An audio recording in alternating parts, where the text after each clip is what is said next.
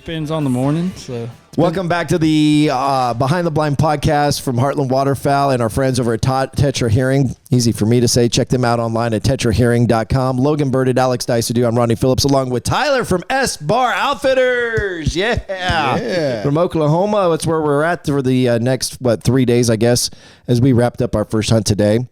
Thank you so much for having us. You know, we've been to Oklahoma before, and we knew coming into it that it's a game of lessers and ducks, and certainly that's what we saw today. You've been doing this for a handful of years and been quite successful at it. Yes, sir. Yeah, I started officially in 2019 and just kind of weekend warriored it that year and decided it was something I wanted to do. So jumped into it full time in 2020 and never really looked back. Well, we're glad to be. How did this thing all come about, by the way? I don't know. I know I was told the story, but I don't remember the story. Yeah, so Tyler and Jake have kind of reached out to me, Justin. He's talked to Alex on the Heartland page. They had a huge passion for filming. And it was, I'd say, maybe more photos and stuff for your social media, kind of promote your business, and you're just kind of wanting some pointers, this, that, and that. They've always asked us to come out and hunt, and we just honestly just have never. December's a packed month for us, and have never really been able to make it work. And Jake reached out again. It's earlier this year. Early, like probably in the spring. And it actually worked out with our crazy schedule. Yeah, and I was like, the only time we have is like 2 weeks in December, which we go to Tornado Alley next week. Right. We were, just out in Kansas the week before. So like it's packed for us. And I was like, this is really the only time. And he's like, well, this is like our best time right around here. And, middle of the part of the December, early December, that's a really good time to get down here. I was like, it works this year. Let's do it. Yeah. So, fantastic.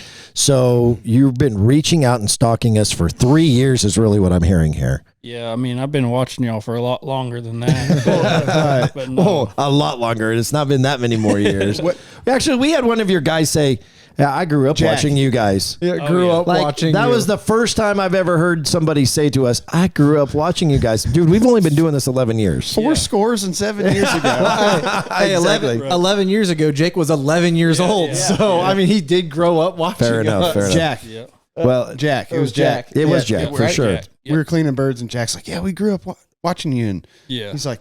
Ronnie's like, thanks for the compliment, I think. Yeah, it's the first time in the entirety of us doing this that somebody has said, I've grown up watching you guys. Yeah, he's a young gun, been running with us since he was 19. So yeah, he's a hell of a hand. And yeah, you got a really good group of guys. I don't know if we've met quite all of them yet, but a majority of them, and just all great people. And obviously we were able to hunt with a couple of them this morning on our hunt. I know we're going to be able to try and get all the guys together at some point and be able to hang out here in the lodge that you guys have. You guys have a freaking perfect. I mean, if you want to talk about a great place to get your buddies together, hang out, like this is a hunting lodge. And kill birds. And kill birds. Where there's a lot of birds. Yep. Yeah, for sure. You guys definitely have the birds around for sure. And I mean, we saw a ton of pintails this morning. For sure. Night. We're going to get into today's hunt here in just a bit, but I did want to ask you, because you've been reaching out to us to come and hunt with you. Finally, after 3 years of that, it worked out.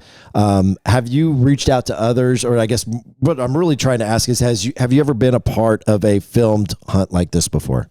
No, sir. So today was the first experience of that. What was Yeah. your first? So after your first experience with that, what's your initial reaction or thoughts? No, y'all made it honestly super easier than I thought it was going to be. But that's kind of how I came into it, looking like our job is to just basically get y'all on the birds and help where we need help. And because we know y'all are hunters, like we're not worried about that. We're not treating y'all like clients. Obviously we're trying to treat y'all like buddies. And, but no, it went super easy. The only thing we all joked about it is filming and killing is completely different. Yes. Everyone we hates have the it. same frustration, I promise you.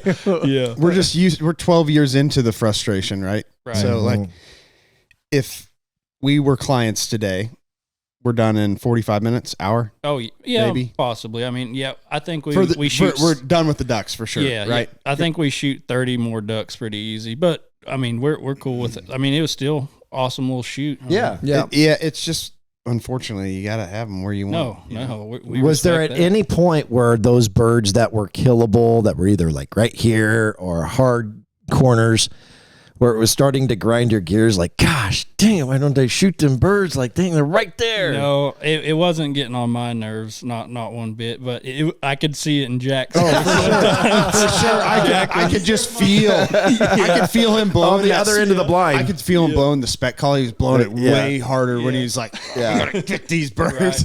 Right. He was working hard for him. Well, good. I'm glad you had a great first experience. Let's dive into today's hunt. So, well, why don't you kind of explain? It was something that you guys have been watching for a few days. There was a lot of lessers in there, a lot of ducks in there. When I looked at it last night, I was overwhelmed by the amount of not just pintails that were in there, but like really good booner, sprigged, long sprigged pintails that were in there.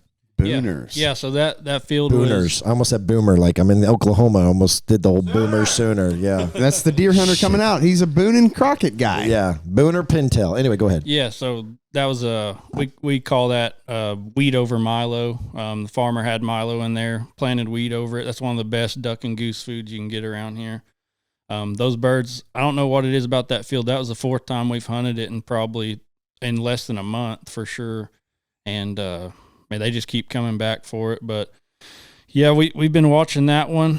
I mean, we were in there to mostly target the geese or the ducks, but there was quite a few geese. There's a lot of geese in there. Yeah, and so we went in there, like I said, throw those goose decoys, put your mallards in there with the mojos, and heck, ducks love them. But yeah, those pintails have been here for probably over a month for sure. They've been there, and at first they were pretty easy, but they're starting to act like pintails. They figured it now. out now. Yeah. So they're a little stale, is what you're saying. Yeah, they're getting stale. They for did sure. a lot of flying around this year. Oh yeah, they put on a good show, but Yeah. other than that, And it kept being that they'd work their way down and work their way down. Of course, we didn't have any wind, which I feel like we say it on every podcast. Well, it's only every trip you seem to go on, because we had plenty of wind when we were in Kansas last week or a couple weeks ago. We've had a lot of wind issues this year, but the no wind obviously doesn't help. But they'd work really good, and you're like, oh, here it is, right? This is a good swing, and then they just lift and do their pin, and then they work, and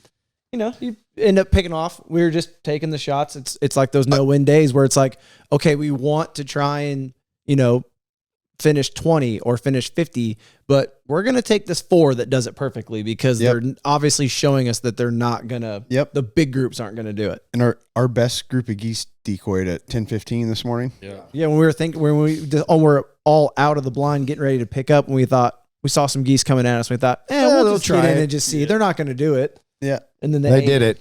yeah. Yep. It's just crazy. You just never know. Yeah.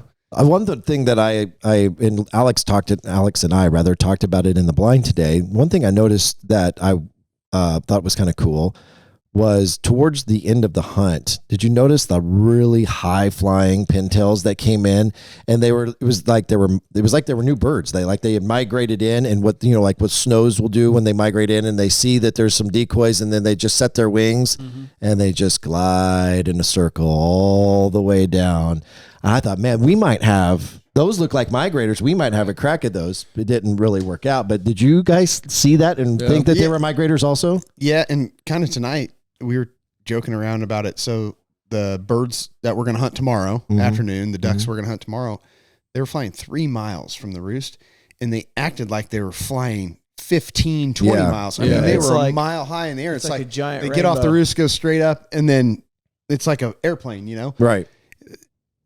That's bizarre. Like, we don't see that a lot. Like, if the mallards are traveling to go feed, it's 5-10 miles and they're doing that. But that's a short distance, 2-3 miles from the roost. Like, and they're getting that high in that amount of time. It's just bizarre. That's a really good point, right? So those birds were really high tonight that we scouted, going only 3 miles, but you think they were coming from further. So were those pintails migrators today that we saw?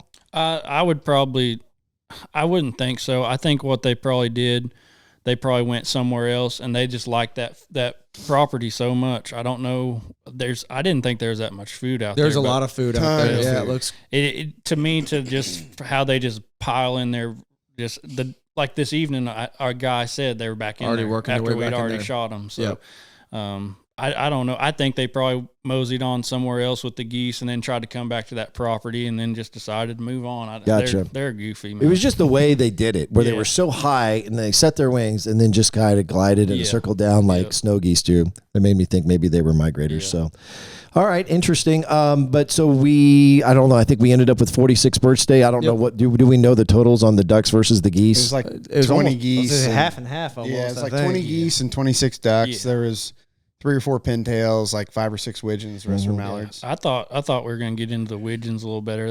They kind of acted goofy today too. They didn't give it up like they usually do. Those are usually your limit sabers. Oh, yeah, for sure. Yeah.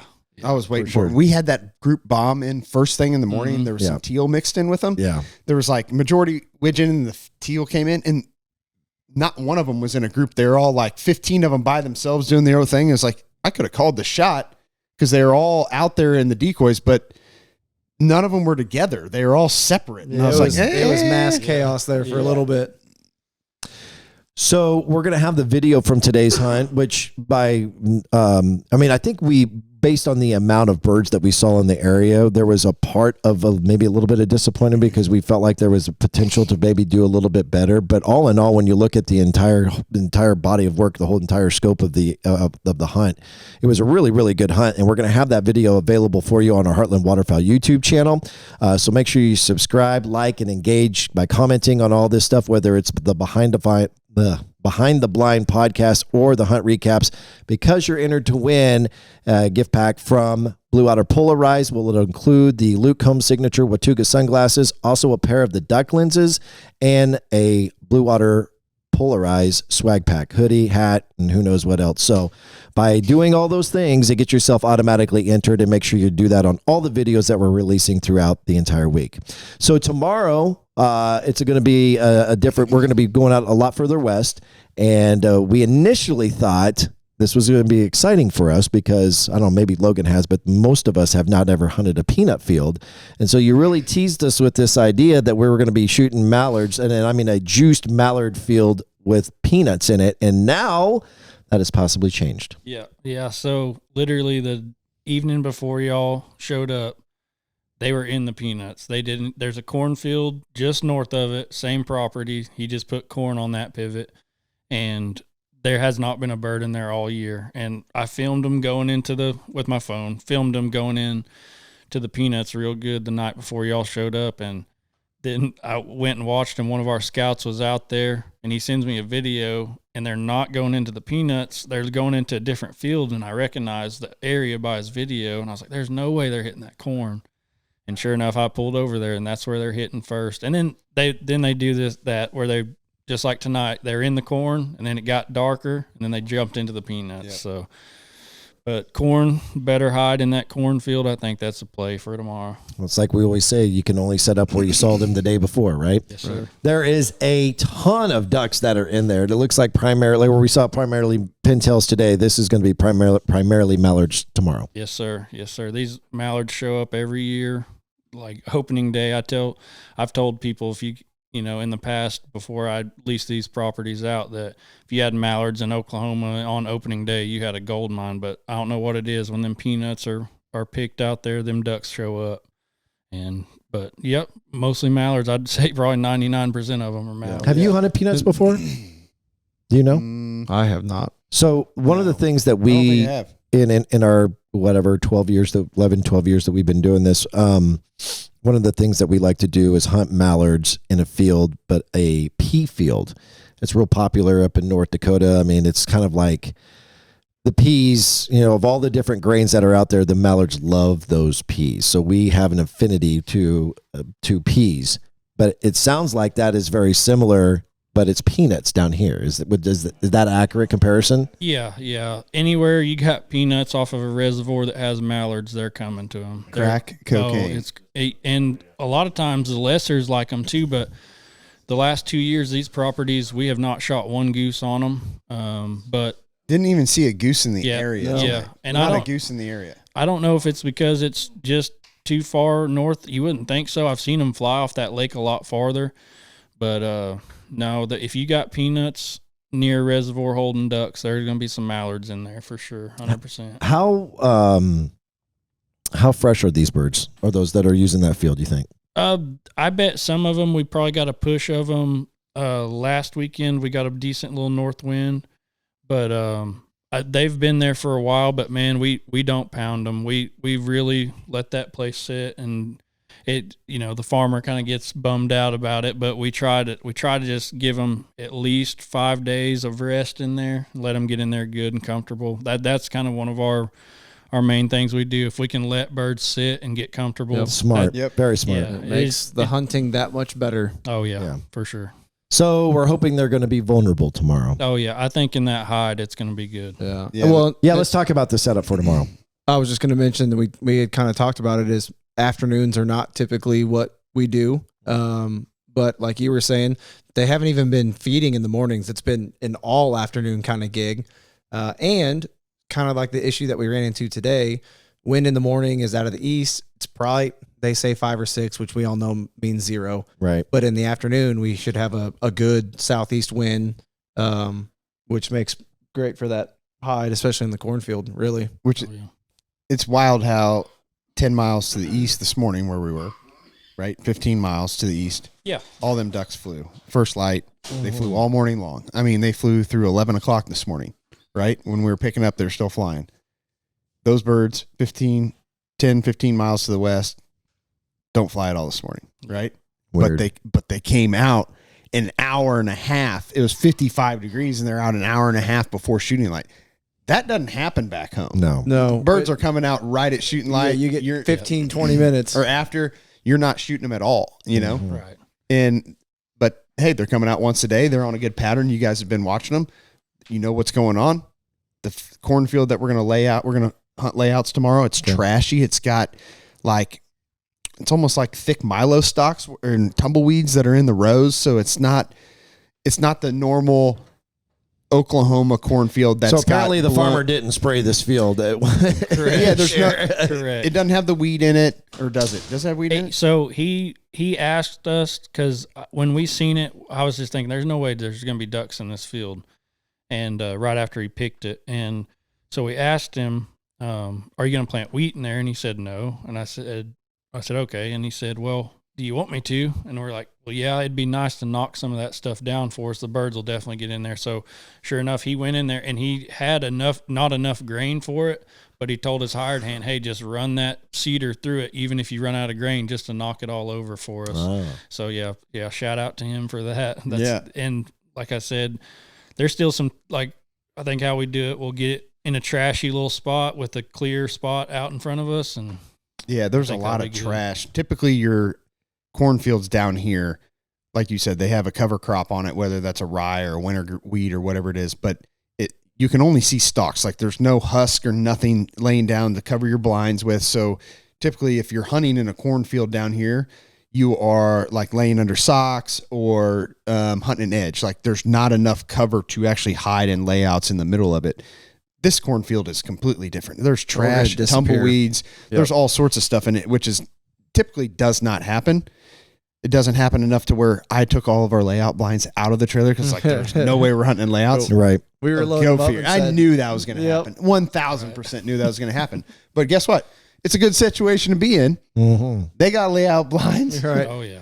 We got a trashy cornfield we can hide in. Perfect. And lots of mallards. I mean, a bunch. And they're, for 3 miles, they're coming from the heavens, man. How did you describe it this morning? I tell everybody, when we hunt that place, I tell them about how high they come from, and I just say it's like God's just sprinkling them down. We said, what was it, Mallard Bay? Yeah. He's just sprinkling ducks all over the field. Yeah, emeralds, mallards. Well, the one thing also is that, and this reminds me a lot of going to Five Land and Holding with Joe Palumbo, is that we really appreciate the opportunity to use tumbleweeds as a hide. And if you can find a good group of tumbleweeds, you hold on to them, you save them, you put them in your trailer and use them as long as you possibly can. And these guys here at S-Bar Outfitters have figured that out. They actually have an entire trailer filled with tumbleweeds that they reuse over and over and over again. And so I imagine we will be using some of those in a trashy cornfield tomorrow as well. Yeah, they disappear wherever you put them, it seems like. So, You remember that big SOB we put on payroll last year? Yes. We had that thing on payroll. It was the newest member of HW. We carried that thing around all season. It was long. the perfect Did door. that come from Texas? Yeah, no, it came from North Dakota. Okay. In August. We used carried it in around Texas. all year long, and it was my left door all year. Yep, I do Literally remember that. just covered the whole end of the blind with it all year long. Oh man, if we could just have another 10 feet of trailer just for tumbleweeds, that would be huge. Anyway, so exciting hunt ahead of us for tomorrow.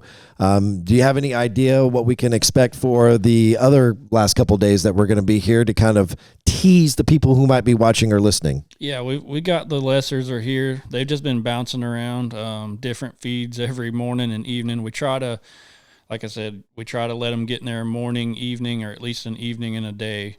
And but we got one that we found this evening.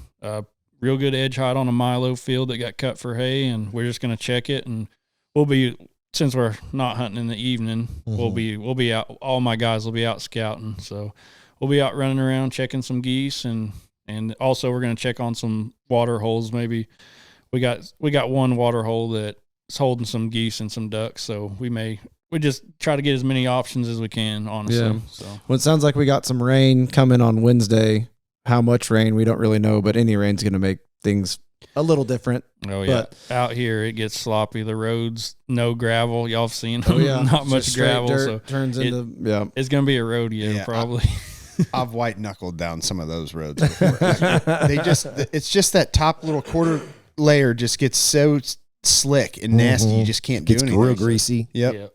We got the Honda though, so we can get in on. We'll figure it out. I'm not going to worry about that, but I'm excited about the fact that we've got birds here. We have all the conditions aside from the challenge that we might get with the rain. The wind's going to pick up tomorrow afternoon. Should have a great hunt. So a lot coming your way in the Heartland Waterfowl YouTube channel. Don't forget, you can catch this Behind the Blind podcast not only on YouTube, but all of your favorite podcast platforms. Video version also available on Spotify.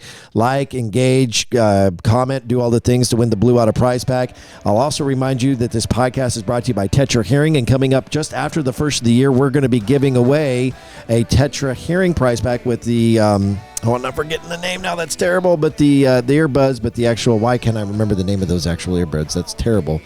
We're going to be giving those away after the first of the year, so that's a little pre-promotion teaser that you need to stick around. But comment on all of these videos. Be looking for the hunt from today. And thanks to Logan Burditt, Alex Diecide, Tyler from S-Bar Outfitters. I'm Ronnie Philips. That is Behind the Blind podcast, brought to you by Tetra Hearing. Find them online at tetrahearing.com. See you tomorrow night. Alpha Shields. That's what they're called. The Tetra Hearing Alpha Shields. There you go, baby. Oh, that was killing me. Over and out.